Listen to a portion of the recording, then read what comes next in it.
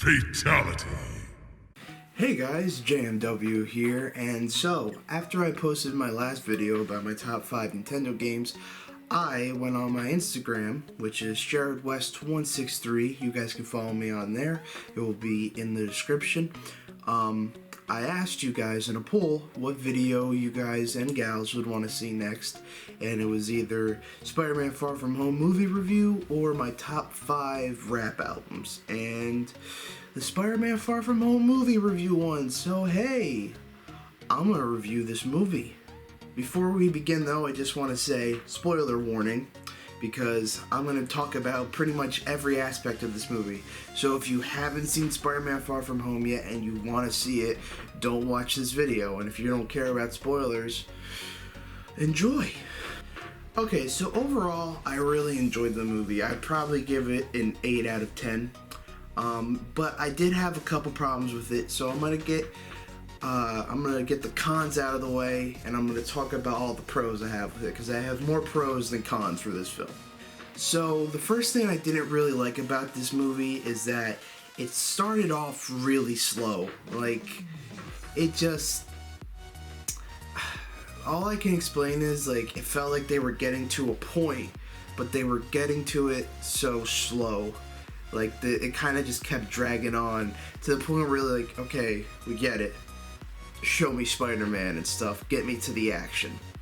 And then my final con is, so the whole movie they're making a joke about the snap. They're showing people that have come back from the snap and how they're physically they're 5 years older, but mentally they're still how they would have been when they first got erased. So they're making a joke about this the whole time, but here's the thing. The whole point of the movie is Peter dealing with the consequences of Tony's actions, doing his own snap at the end of Endgame, and he has to deal with everyone he's lost. He just has to deal with all these consequences from Endgame. But when the movie is making fun of it the whole time, it kind of takes away from you feeling like that it really is a consequence for Peter. Because they're shoving in your face that Peter feels terrible after the snap and that he doesn't know how to deal with all this. But at the same time, they're also shoving it in your face that they're making fun of the snap. So it conflicts with each other. And it kind of just takes away from Peter's consequence. Alright, that was pretty much all I had for cons, so let's get into the pros. Okay, so Tom Holland is great in this. He's my favorite Spider-Man. He's my favorite Peter Parker. He always kills the role whenever he's in a Marvel movie. He's just a good Spider-Man, and he's just a good Peter Parker. And something that really surprised me in this movie is I loved how MJ, Mary Jane, I don't think her name's Mary in this cinematic universe, but it really surprised me, like, how she was portrayed, and I really, really liked MJ in this film, because in Homecoming she was one of my least favorite characters just because they didn't do a lot with her, so I wasn't really interested in her in Homecoming, but she's honestly one of my favorite characters in Far From Home. Another character that surprised me was Jake Gyllenhaal's Mysterio. So when they revealed Jake Gyllenhaal to be Mysterio, I was like, okay. I'll see how it turns out. If I personally was gonna cast Mysterio, I would maybe go for Johnny Depp or Keanu Reeves. Jake Gyllenhaal killed the role, and he was a great Mysterio. He was just a great character in the film, so good job, Jakey Gyllenhaal. So the action scenes in this movie were fantastic.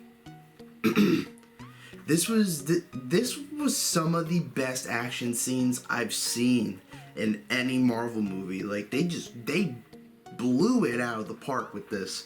The action scenes were so good. I believe the directors of this movie were the same people that directed Ant-Man and Wasp, which that movie I was like, it was kind of boring in my opinion, but they really did good in this movie. The action scenes are incredible. You really feel like it's Spider-Man. Like, it's literally it's kind of like they ripped a comic panel out of a comic book, put it on the big screen, and that's what you got. Like it fit for Spider-Man. It was so cool. It was fast paced, but not too fast paced. Like, you still knew what was going on. You could still see the action happening. The action shots in this movie were just so good.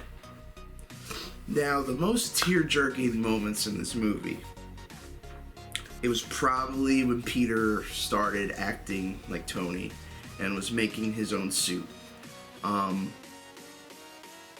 Yeah, that part was a tearjerker, and even thinking about it now, when Happy like picks him up after Peter was literally hit by a train,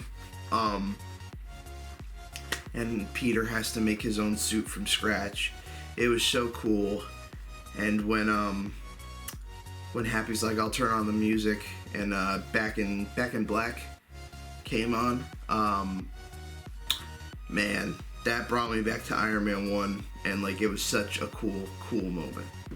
Speaking of the new suits, the Spider-Man Noir suit was so cool. It was so cool to see that in action. The new suit that he creates from Tony's tech is so cool. I love the red on black. It's so dope. Oh my god, red and black is just a good color scheme in general. And I'm not saying I don't like his blue and red suit. I love all the Spider-Man suits.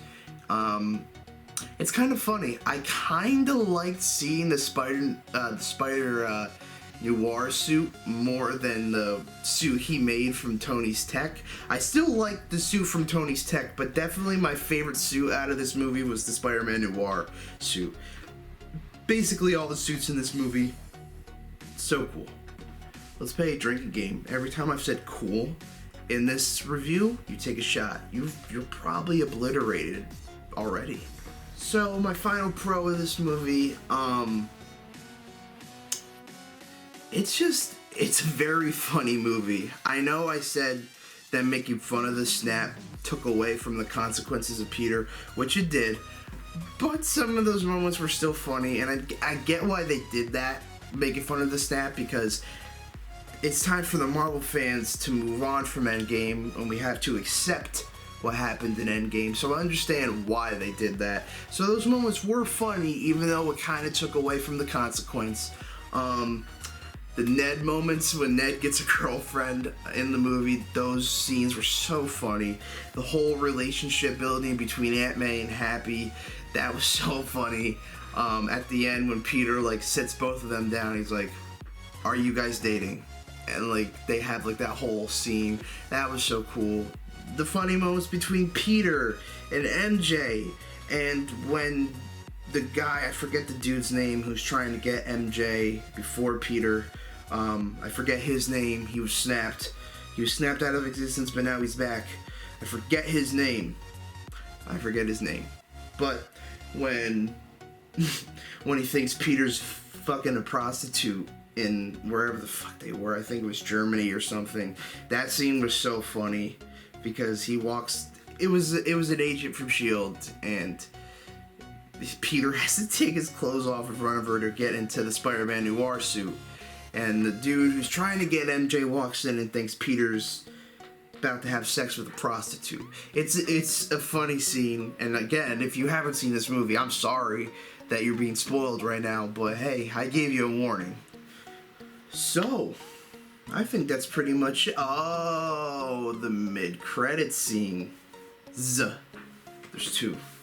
The man, the myth, the legend, J.K. Simmons is back. I almost said as Gordon. Ugh.